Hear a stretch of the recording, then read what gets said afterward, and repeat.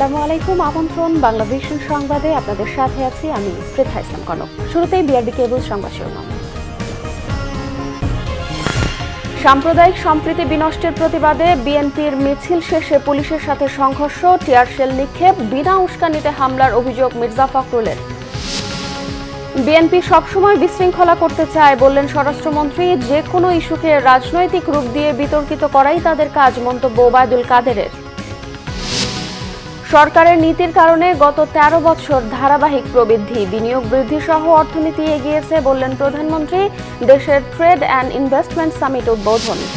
টি-20 বিশ্বকাপে দ্বিতীয় ম্যাচে বিকেল ৪টায় বাংলাদেশ ইংল্যান্ড মুখোমুখি। সুযোগ কাজে লাগাতে পারলে জয়ের সম্ভাবনা দেখছেন টাইগারদের বোলিং কোচ।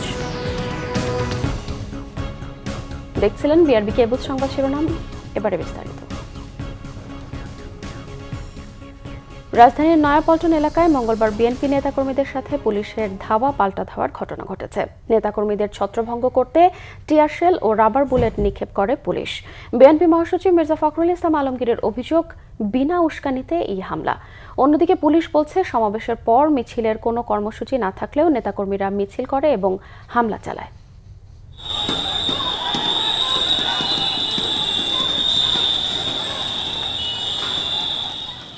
সাম্প্রদায়িক সম্প্রীতি বিনষ্টের প্রতিবাদে নয়াপল্টনের কেন্দ্রীয় কার্যালয়ের সামনে বিএনপির সমাবেশ শেষে ফেরার পথে নেতাকর্মীদের নাইটিঙ্গেল মোড়ে বাধা দেয় পুলিশ।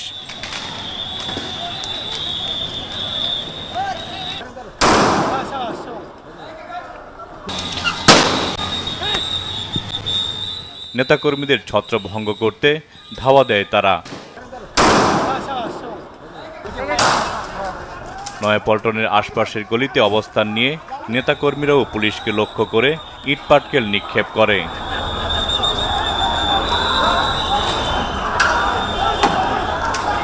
পরিস্থিতি নিয়ন্ত্রণে আনতে রাবার বুলেট, টিয়ারশেল নিক্ষেপ করা হয়। এ সময় বেশ কয়েকজন নেতাকর্মী আহত হয়।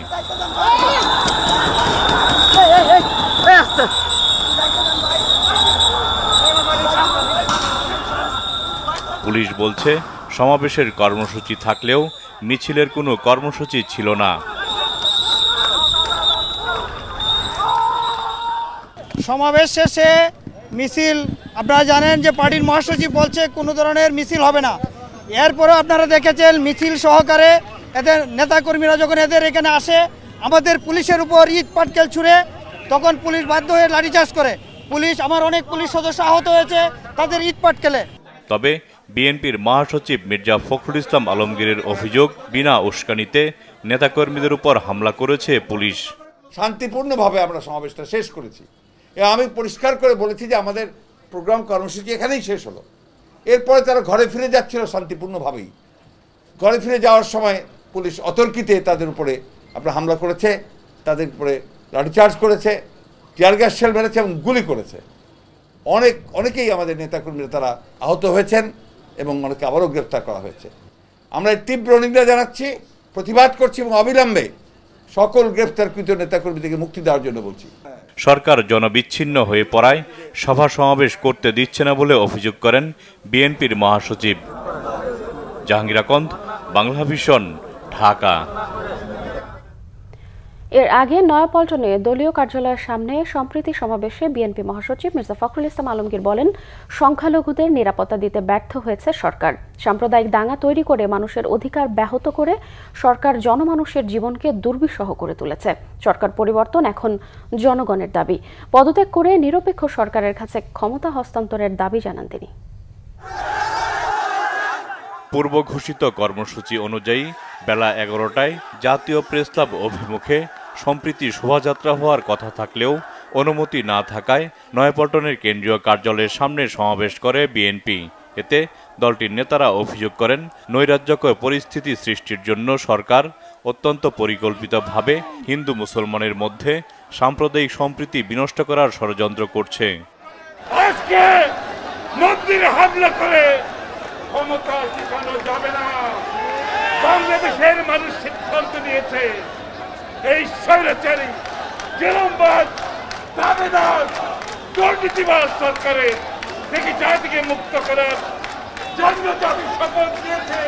আজকে এটা অত্যন্ত দুঃখজনক দেশে সাম্প্রদায়িক সম্প্রীতি নষ্ট করার জন্য পরিকল্পিতভাবে সরকার এদেশে যে একটা পরিস্থিতি সৃষ্টি করেছে এবং এই মন্দির ভাঙার মধ্য দিয়ে নির্দলীয় নেতা কর্মীদের গ্রেপ্তার করে তারা আন্দোলনকে ভিন্নখাতে নিতে চায় অথবা আন্দোলন স্তব্ধ করতে চায়। সমাবেশে বিএনপির মহাসচিব অভিযোগ করেন, আওয়ামী লীগ যখনই ক্ষমতায় এসেছে তখনই হিন্দু, বৌদ্ধ ও মুসলিম সম্প্রদায়ের উপর আঘাত হেনেছে। বিএনপি শান্তিতে বিশ্বাস করে, সংখ্যালঘুদের উপর হামলা হলে বিএনপি তা প্রতিরোধ করবে। আমরা খুব পরিষ্কার করে বলতে চাই, এই দেশে সরকার পরিবর্তন এখন জনগণের দাবি। আওয়ামী লীগের আর ক্ষমতায় থাকার কোনো অধিকার নাই। তারা কোনো সমস্যাই সমাধান করতে পারেনি। তারা আজকে সাম্প্রদায়িক দাঙ্গা থানা তৈরি করে, তারা আজকে মানুষের অধিকার থেকে ব্যাহত করে, তারা আজকে বিভিন্নভাবে জনমানুষের জীবনকে দুর্বিষহ করে তুলেছে। তাই খুব পরিষ্কার কথা, পদত্যাগ করুন, অবিলম্বে পদত্যাগ করুন, করে একটা নিরপেক্ষ নির্দলীয় সরকারের কাছে ক্ষমতা হস্তান্তর করে নিরপেক্ষ নির্বাচন কমিশনের পরিচালনায় একটা নতুন নির্বাচন, গ্রহণযোগ্য নির্বাচন করুন, যেন সকলে ভোট দিতে পারে। সরকার হটাতে দলমত নির্বিশেষে সবাইকে ঐক্যবদ্ধ হওয়ার আহ্বান জানান বিএনপি নেতারা। জাহাঙ্গীর আকন্দ, বাংলা ভিশন, ঢাকা।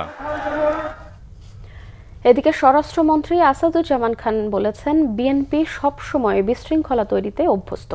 এদিকে আওয়ামী লীগের সাধারণ সম্পাদক ওবায়দুল কাদের বলেছেন, যে কোনো ইস্যুকে রাজনৈতিক রূপ দিয়ে বিতর্কিত করাই বিএনপির কাজ। সচিবালয়ে বিএসআরএফ সংলাপে স্বরাষ্ট্রমন্ত্রী আসাদুজ্জামান খান বলেন, কুমিল্লা ও রংপুরে সাম্প্রদায়িক সহিংসতায় জড়িতদের সবার নাম প্রকাশ করা হবে। যে দলেরই হোক না কেন, অপরাধীকে ছাড় দেয়া হচ্ছে না, হবেও না। পুলিশ বাধা দিলেই বিএনপি বিশৃঙ্খলা করে বলে অভিজ্ঞতার কথা জানান স্বরাষ্ট্রমন্ত্রী। বিএনপি কিন্তু সবসময় এই ধরনের ঘটনা ঘটিয়ে থাকে। তারা সবসময় একটা বিশৃঙ্খল পরিস্থিতি সৃষ্টি করার জন্য, একটা উস্কানি দেওয়ার জন্য, বিশৃঙ্খল পরিস্থিতি হওয়ার একটা উস্কানি দেওয়ার জন্য এগুলো করে থাকে। বাসভবনে ব্রিফিংয়ে আওয়ামী লীগ সাধারণ সম্পাদক ওবায়দুল কাদের বলেন, সাম্প্রদায়িক সহিংসতার ঘটনায় ভিডিও ফুটেজ অনুযায়ী সুনির্দিষ্ট অভিযোগের ভিত্তিতে মামলা হয়েছে। অথচ বিএনপি নেতারা বলছেন, বিরোধীদের হেনস্থা করতেই মামলা। এটা বিএনপির ডাবল স্ট্যান্ডার্ড। ওবায়দুল কাদেরের প্রশ্ন, কোন সরকার কি দেশের পরিস্থিতি অস্থিতিশীল করতে চায়, আর তা করেই বা কি লাভ সরকারের? দোষারোপের রাজনীতি যেহেতু বিএনপির আদর্শ, সেহেতু সরকারের বিরুদ্ধে কিছু না কিছু বলতেই হবে। এ ধরনের কল্পিত অন্তঃসারশূন্য অভিযোগ তারই ধারাবাহিকতা। যে কোনো ইস্যুকে রাজনৈতিক রূপ দিয়ে বিতর্কিত করাই তাদের কাজ। অপপ্রচারই তাদের শেষ আশ্রয়স্থল। এদিকে জামাত, বিএনপি ও ধর্মান্ধ উগ্রগোষ্ঠী সাম্প্রদায়িকতা নিয়ে রাজনীতি করে বলে মন্তব্য তথ্য ও সম্প্রচার মন্ত্রী ডক্টর হাসান মাহমুদের। রংপুরে সাম্প্রদায়িক হামলার মূল হোতাকে ছাত্রলীগ থেকে বের করে দেওয়া হয়েছে উল্লেখ করে বলেন, কাজেই এই হামলায় ছাত্রলীগ জড়িত তা আর বলা যায় না। রাজশাহী সার্কিট হাউসে প্রেস ব্রিফিংয়ে তিনি এসব কথা বলেন। এই ঘটনার পরিকল্পনা হয়েছে ওই লন্ডনে বসে। এই ঘটনার পরিকল্পনা হয়েছে লন্ডনে বসে। এই পরিকল্পনা করে দীর্ঘ 1 মাস ধরে পরিকল্পনা করে, আমরা দেখেছেন না, বিএনপি দীর্ঘ প্রায় 1 মাস ধরে বৈঠক করেছে, প্রকাশ্যে বৈঠক করেছে আর গোপনে ষড়যন্ত্র করেছে। এবং সেই ষড়যন্ত্রের অংশ হচ্ছে এই সাম্প্রদায়িক সম্প্রীতি বিনষ্ট করার উদ্দেশ্যে দুর্গাপূজার সময় বিভিন্ন জায়গায় হামলা পরিচালনা করা। সাম্প্রদায়িক সহিংসতার পেছনের শক্তির বিরুদ্ধে কঠোর ব্যবস্থা নেয়ার আবারও হুঁশিয়ারি দেন তথ্য ও সম্প্রচার মন্ত্রী। নেতারা সারা দেশে। তাইমুর রশিদ, বাংলা ভিশন, ঢাকা। প্রধানমন্ত্রী শেখ হাসিনা জানিয়েছেন, সরকারের নীতির কারণে গত 13 বছর ধারাবাহিক প্রবৃদ্ধি, বিনিয়োগ বৃদ্ধি সহ অর্থনীতি এগিয়েছে। দেশে বিদেশে বিনিয়োগ বাড়াতে অবকাঠামো ও নীতিগত সুবিধার বিষয়ে সরকারের অঙ্গীকারের কথাও জানান প্রধানমন্ত্রী। করোনা পরিস্থিতির মধ্যে বিশ্বব্যাপী স্থবিরতার মধ্যেও অর্থনীতি সচল রাখতে সরকার উদ্যোগী ছিল বলেও জানান তিনি। মঙ্গলবার বঙ্গবন্ধু আন্তর্জাতিক সম্মেলন কেন্দ্রে বাংলাদেশ ট্রেড ও ইনভেস্টমেন্ট সামিটে গণভবন থেকে ভার্চুয়ালি যুক্ত হন প্রধানমন্ত্রী শেখ হাসিনা। দেশের অর্থনীতির উন্নয়নে সুনির্দিষ্ট লক্ষ্য নিয়ে অবকাঠামো উন্নয়ন ও বিনিয়োগ বান্ধব নীতি নেওয়ার কথা জানান তিনি। এ কারণে বাণিজ্য সুবিধার বৈশ্বিক ইন্ডেক্স সহ বিভিন্ন ক্ষেত্রে দেশের এগিয়ে যাওয়ার কথাও তুলে ধরেন প্রধানমন্ত্রী। একদিকে যেমন শিল্পায়নও ঘটবে, আমাদের শ্রমিকের অধিকারও সুরক্ষিত থাকবে, আবার ব্যবসা বাণিজ্য ক্ষেত্রে একটা সহজ সুন্দর পরিবেশ সৃষ্টি হবে, সেদিকে লক্ষ্য রেখে আমরা সেই পদক্ষেপটা নিই। আমাদের সরকারের গৃহীত বিভিন্ন নীতিমালার কারণে গত 13 বছরে একটানা গড়ে 6% অধিক প্রবৃদ্ধি অর্জন করতে সক্ষম হয়েছে। বিনিয়োগ বান্ধব পরিবেশের উন্নতির জন্য আমরা অবকাঠামো সহ অন্যান্য নীতিগত সহায়তা প্রদানে অঙ্গীকারবদ্ধ এবং ব্যবসার বিভিন্ন সূচকে উন্নয়নে বিশ্বের সর্বোচ্চ 20টি সংস্কারকারী দেশের মধ্যে বাংলাদেশ অন্তর্ভুক্ত হয়েছে। প্রায় 13 বছরে আমরা দেশের প্রতিটি খাতে কাঙ্ক্ষিত অগ্রগতি অর্জন করেছি। রেল, নৌ, সড়ক, আকাশপথের যোগাযোগ অবকাঠামো উন্নয়ন সহ বাংলাদেশে বিনিয়োগের বিভিন্ন সুবিধার কথা তুলে ধরে বিনিয়োগের আহ্বান জানান সরকার প্রধান। যারা বিনিয়োগ করতে আসবেন তারা শুধু বাংলাদেশ পাবেন না, আমি বলবো দক্ষিণ এশিয়া এবং দক্ষিণ পূর্ব এশিয়ারও দেশগুলিতে তাদের একটা সুযোগ থাকবে এই বাজারগুলি ধরার এবং রপ্তানি করার, এবং বাংলাদেশ থেকে সারা আমি বলি যে প্রাচ্য পাশ্চাত্য একটা যোগাযোগের ব্রিজ হিসেবে বাংলাদেশ গড়ে উঠবে ভবিষ্যতে, যেটা আমাদের দেশে ব্যবসা বাণিজ্যের আরো প্রসার করতে সহায়তা করবে। ব্যবসা বাণিজ্যের পাশাপাশি দরিদ্রদের সামাজিক নিরাপত্তা নিশ্চিত করার কথা জানিয়ে প্রধানমন্ত্রী বলেন, এসডিজি বাস্তবায়নে বিশ্বে বাংলাদেশ এখন role model. Rokunuzzaman, Bangla Vision, Dhaka. অবশেষে মঙ্গলবার রাজনৈতিক দলের নাম ঘোষণা করলেন ডাকসুর সাবেক ভিপি নুরুল হক নূর। তার ঘোষিত দলের নাম বাংলাদেশ গণ অধিকার পরিষদ। দলের নুরুল হক নূর রয়েছেন সদস্য সচিব হিসেবে, আর আহ্বায়ক করা হয়েছে ডক্টর রেজা কিবরিয়াকে। নিরপেক্ষ সরকারের অধীনে আগামী নির্বাচন অনুষ্ঠানের দাবিতে সকল দলকে ঐক্যবদ্ধ করে আন্দোলনের প্রত্যয় জানান নতুন দলের নেতারা।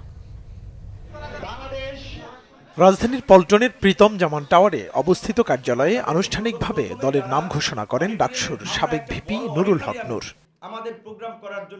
সাবেক অর্থমন্ত্রী শাহ এম এস কিবরিয়ার পুত্র ডক্টর রেজা কিবরিয়াকে আহ্বায়ক এবং নুরুল হক নূরকে সদস্য সচিব করে দলটির 83 সদস্য বিশিষ্ট আহ্বায়ক কমিটি ঘোষণা করা হয়। কমিটির বিভিন্ন পদে ছাত্র, যুব, শ্রমিক অধিকার পরিষদের বর্তমান সাবেক নেতাদের অনেকেই রয়েছেন। জনতার অধিকার, আমাদের অঙ্গীকার স্লোগানকে সামনে রেখে এবং গণতন্ত্র, ন্যায় বিচার, অধিকার ও জাতীয় স্বার্থকে মূলনীতি করে যাত্রা শুরু করে বাংলাদেশ গণ অধিকার পরিষদ। দলের লক্ষ্য আর উদ্দেশ্যের কথা তুলে ধরেন নূর। বর্তমান সরকারের অধীনে নির্বাচনে যাওয়ার প্রশ্নই ওঠে না, এটা কোন রাজনৈতিক দল যাবে না। সুতরাং এ বিষয়ে ক্লিয়ার, যারা বর্তমান সংকট উত্তরণে রাজনীতির মাঠে লড়াই সংগ্রাম করতে প্রস্তুত, তাদের সাথে আমরা নির্বাচনকালীন নিরপেক্ষ সরকারের দাবিতে জনগণের অধিকার ফিরিয়ে আনার জন্য যুগপৎভাবে জোটগতভাবে আন্দোলন সংগ্রাম হতে পারে। আগামী নির্বাচন নিয়ে ভাবনার কথা জানান দলের আহ্বায়ক ডক্টর রেজা কিবরিয়া। আমাদের আসল কথা হলো আমরা একটা নিরপেক্ষ তত্ত্বাবধায়ক সরকার চাই। এটা ছাড়া নির্বাচনে নামার এই প্রতারকদের নির্বাচন এই 2018-এর এটাতে নামার কোনো মানে হয় না। আর কার সাথে জোট হবে সেটা তখনকার পরিস্থিতি দেখে আমরা ঠিক করব। আমাদের পরিকল্পনা 300, এই মুহূর্তে 300 আসনে 300 জন প্রার্থী দেওয়া। অনুষ্ঠানে সংহতি জানিয়ে বক্তব্য রাখেন গণস্বাস্থ্য কেন্দ্রের প্রতিষ্ঠাতা ডাক্তার জাফরুল্লাহ চৌধুরী। ভিন্ন মত প্রকাশের অধিকার থাকবে, কথায় কথায় কেউ কাউকে বের করে দেবেন না, কেউ কার সাথে করবেন না, সেটা। আর দু একটা কথা আমি বলতে চাই, ধর্ম নিয়ে বাড়াবাড়ি করতে হবে না। ধর্ম থাকবে হৃদয়ে, ধর্ম থাকবে মসজিদে, মন্দিরে, গির্জায়, ধর্ম থাকবে আমাদের সেখানে সঠিক চিন্তাধারায়। আজকে এই যে ঘটনাটা সম্প্রতি ঘটেছে, এটা সরকারের ব্যর্থতায় ঘটেছে। মুহিবুল্লাহ মুহিব, বাংলা ভিশন, ঢাকা। এদিকে সাম্প্রদায়িক হামলায় জড়িত থাকার অভিযোগ এনে নবগঠিত রাজনৈতিক দল গণ অধিকার পরিষদ নিষিদ্ধের দাবি জানিয়েছে মুক্তিযুদ্ধ মঞ্চ। মঙ্গলবার এই দাবিতে রাজধানীর শাহবাগে সমাবেশ ও অবরোধ কর্মসূচি পালন করে সংগঠনটি। কর্মসূচি থেকে চট্টগ্রামের JM সেন হলের পূজা মণ্ডপ সহ দেশের বিভিন্ন জায়গায় সাম্প্রদায়িক হামলার মদতদাতাদের গ্রেফতার ও দৃষ্টান্তমূলক শাস্তির দাবি জানানো হয়। তাদের অভিযোগ, গণ অধিকার পরিষদের নেতাদের নীতি আদর্শ নেই। মুক্তিযুদ্ধের চেতনায় ঐক্যবদ্ধ হয়ে বঙ্গবন্ধুর আদর্শ বাস্তবায়নের তাগিদও দেয়া হয়। বক্তারা গণ অধিকার পরিষদ সহ ছাত্র ও যুব অধিকার পরিষদকে নিষিদ্ধের দাবি জানান। মাদক মামলায় আলোচিত নায়িকা পরিমণির জামিনের মেয়াদ বেড়েছে। আদালতে আত্মসমর্পণ করে জামিন পান পরিমণি ও তার 2 সহযোগী। একই সঙ্গে অভিযোগপত্র গ্রহণের শুনানিও পিছিয়েছে। 15 নভেম্বর শুনানির নতুন তারিখ দিয়েছেন মহানগর দায়রা জজ আদালতের ভারপ্রাপ্ত বিচারক রবিউল আলম। মাদক মামলার আসামি ঢাকায় সিনেমার আলোচিত নায়িকা পরিমণি রবিবার রাতে রাজধানীর একটি 5 তারকা হোটেলে জমকালো আয়োজনে উদযাপন করেন জন্মদিন অনুষ্ঠানের একদিন পর মঙ্গলবার সকাল 9:30টায় মহানগর দায়রা জজ আদালতে যান মাদক মামলায়। 2 সহযোগী দীপু ও কবিরকে নিয়ে আদালতে আত্মসমর্পণ করেন পরিমণি। আবেদন করেন জামিনের। জামিনের মেয়াদ বাড়ানোর বিরোধিতা করেন রাষ্ট্রপক্ষের আইনজীবী। তবে বিশেষ বিবেচনায় আদালতে মঞ্জুর হয়েছে পরীর জামিনের মেয়াদ। তার শুটিংগুলো শুরু হয়েছে বিভিন্ন ছবির, এর জন্য তাকে ঢাকার বাইরে বিভিন্ন জেলায় যেতে হচ্ছে, যার কারণে আমরা কোর্টকে আবেদন করেছিলাম যে 1 মাসের বেশি টাইম দেওয়ার জন্য। পরবর্তীতে কোর্ট 15 তারিখ পর্যন্ত একটা সময় দিয়েছে। মামলার অভিযোগপত্র গ্রহণ শুনানির তারিখ ছিল মঙ্গলবার। বিচারক ছুটিতে থাকায় চার্জশিট গ্রহণ শুনানি পিছিয়ে দেন ভারপ্রাপ্ত বিচারক রবিউল আলম।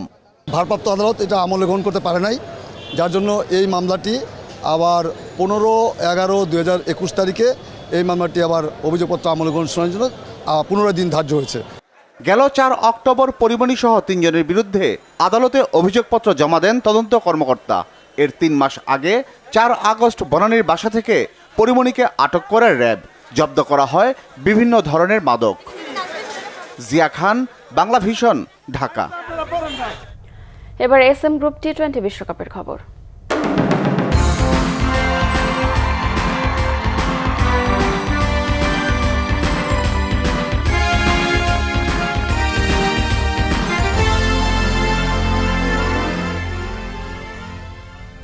T20 বিশ্বকাপ আজ বুধবার আবুধাবিতে T20 ক্রিকেটে প্রথমবার টাইগারদের মুখোমুখি হবে ইংল্যান্ড। টাইগারদের ক্যারিবীয় বোলিং কোচ ওটিস গিবসন বলেছেন, ইংল্যান্ড অতি পেশাদার মনোভাব সম্পন্ন দল হতে পারে, তবে চাপের মুখে ভেঙে পড়ে। এই সুযোগটি কাজে লাগাতে পারলে তাদের বিপক্ষে জয়ের সম্ভাবনা বাড়বে।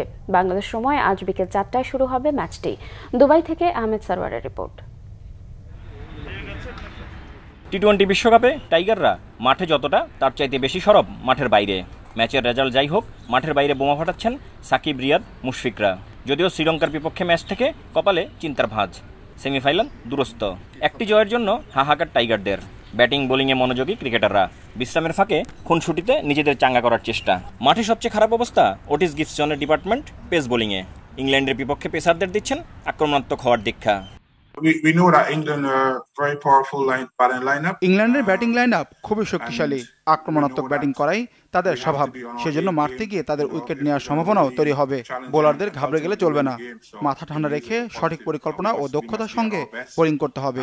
প্রতিটি বলকে সমান গুরুত্ব দিতে হবে। আগের ম্যাচে 2টি ক্যাচ ছেড়ে কাঠগড়ায় লিটন। গিবসন দাঁড়াচ্ছেন ঢাল হয়ে। একই সঙ্গে জানালেন, যে কোনো দলকে হারানোর সামর্থ্য আছে টাইগারদের। গ্রুপের প্রতিটি দলে বেশ শক্তিশালী। ইংল্যান্ডের বিপক্ষে আগে কখনো খেলিনি আমরা। এই ফরম্যাটে যে কোনো দলের সামর্থ্য আছে ম্যাচ জয়ের। আশা করি আমরাও জিততে পারবো ম্যাচটি। প্রথম ম্যাচে ওয়েস্ট ইন্ডিজকে অনেকটা উড়িয়ে দিয়েছে ইংল্যান্ড। বাংলাদেশের বিপক্ষে জয় দিয়ে সেমিফাইনালের পথে আরও এক ধাপ এগিয়ে যাওয়ার আশা মর্গানদের। ইংল্যান্ডের বিপক্ষে T20 ফরম্যাটে প্রথমবারের মতো মুখোমুখি হতে যাচ্ছে বাংলাদেশ।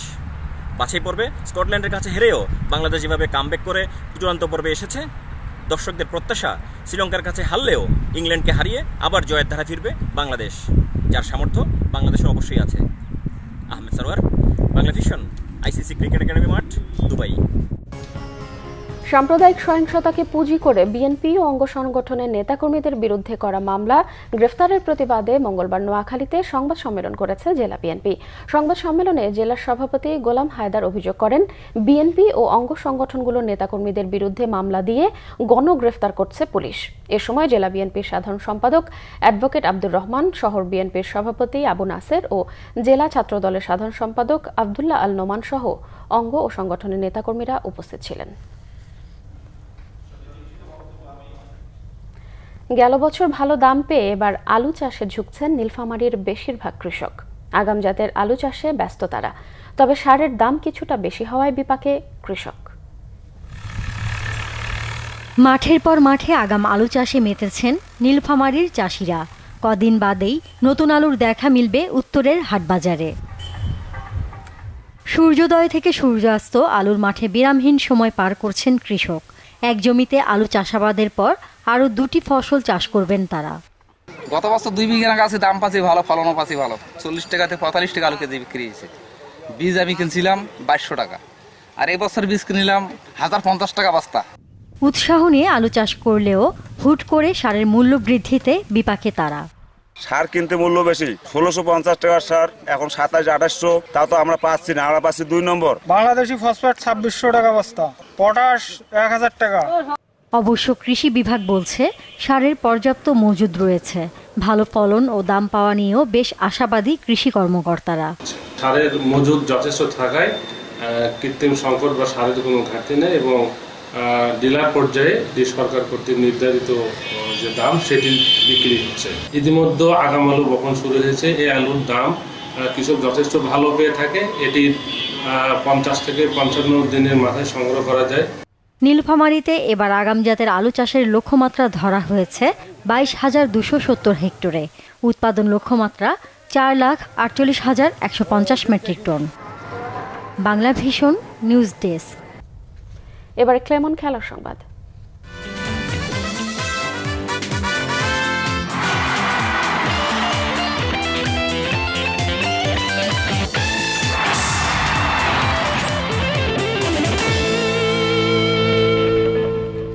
ফুটবল। এএফসি অনূর্ধ্ব 23 এশিয়ান কাপ বাছাই ফুটবলের প্রথম ম্যাচে আজ কুয়েতের বিপক্ষে মাঠে নামবে বাংলাদেশ যুব দল। উজবেকিস্তানের জার স্টেডিয়ামে বাংলাদেশ সময় বিকেল 4টায় শুরু হবে ডি গ্রুপের এই ম্যাচটি। জয়ের প্রত্যাশা বাংলাদেশের। বাছাই পর্বে 11টি গ্রুপ চ্যাম্পিয়ন ও সেরা 4 রানার্স আপ যোগ্যতা অর্জন করবে মূল পর্বে খেলার। ডি গ্রুপে স্বাগতিক উজবেকিস্তান থাকায় বাংলাদেশের ভালো সুযোগ আছে বাছাই পর্ব পার করার। উজবেকিস্তান সরাসরি খেলবে চূড়ান্ত পর্বে। বাংলাদেশ নিজ গ্রুপে উজবেকদের কাছে হারলেও কুয়েত ও সৌদি আরবের ম্যাচ থেকে 4 পয়েন্ট অর্জন করতে পারলে দ্বিতীয় রাউন্ডে খেলার সম্ভাবনা থাকবে। দেশ ছাড়ার আগে কোচ মারুফুল হক সেই লক্ষ্যের কথাই জানিয়েছেন। যদিও সৌদি আরব ও কুয়েত অনেক শক্তিশালী দল, গ্রুপে রানার্স আপ হয়ে মূল পর্বে ওঠার কাজটি যে অনেক কঠিন তা জানেন বাংলাদেশের কোচ। 1 মাসের প্রস্তুতি নিয়ে দলকে প্রস্তুত করার চেষ্টা করেছেন। এই ম্যাচের আগে উজবেকিস্তান 3 দিন অনুশীলনের সুযোগ পেয়েছে বাংলাদেশ দল। অনুশীলনে দলকে সংগঠিত করার চেষ্টা করেছেন কোচ। প্রথম ম্যাচে কুয়েতের বিপক্ষে জয় পেলে লক্ষ্য পূরণের কাজটি সহজ হবে বাংলাদেশের। সংবাদ শেষ করব বিআরবি কেবল শিরোনামগুলো আরও একবার জানিয়ে। সাম্প্রদায়িক সম্প্রীতি বিনষ্টের প্রতিবাদে বিএনপির মিছিল শেষে পুলিশের সাথে সংঘর্ষ, টিয়ারশেল নিক্ষেপ, বিনা উস্কানিতে হামলার অভিযোগ মির্জা ফখরুলের। বিএনপি সবসময় বিশৃঙ্খলা করতে চায় বললেন স্বরাষ্ট্রমন্ত্রী। যে কোনো ইস্যুকে রাজনৈতিক রূপ দিয়ে বিতর্কিত করাই তাদের কাজ, মন্তব্য ওবায়দুল কাদেরের। সরকারের নীতির কারণে গত 13 বছর ধারাবাহিক প্রবৃদ্ধি, বিনিয়োগ বৃদ্ধি সহ অর্থনীতি এগিয়েছে বললেন প্রধানমন্ত্রী। Bangladesh trade and investment summit উদ্বোধন। টি20 বিশ্বকাপে দ্বিতীয় ম্যাচে বিকেল 4টায় বাংলাদেশ ইংল্যান্ড মুখোমুখি। সুযোগ কাজে লাগাতে পারলে জয়ের সম্ভাবনা দেখছেন টাইগার বোলিং কোচ। এই ছিল এখনকার মতো। পরের সংবাদ সকাল 10টায়, এর আগে 9টায় রয়েছে নিউজ টপ 10 দেখার আমন্ত্রণ রইল। এছাড়াও বাংলা ভিশন সংবাদ ও সংবাদ সংশ্লিষ্ট অনুষ্ঠান দেখতে ভিজিট করুন www.bvnews24.com ও facebook.com/banglavisionnews-এ এবং সাবস্ক্রাইব করুন youtube.com/banglavisionnews-এ। এতক্ষণ সঙ্গে থাকায় ধন্যবাদ।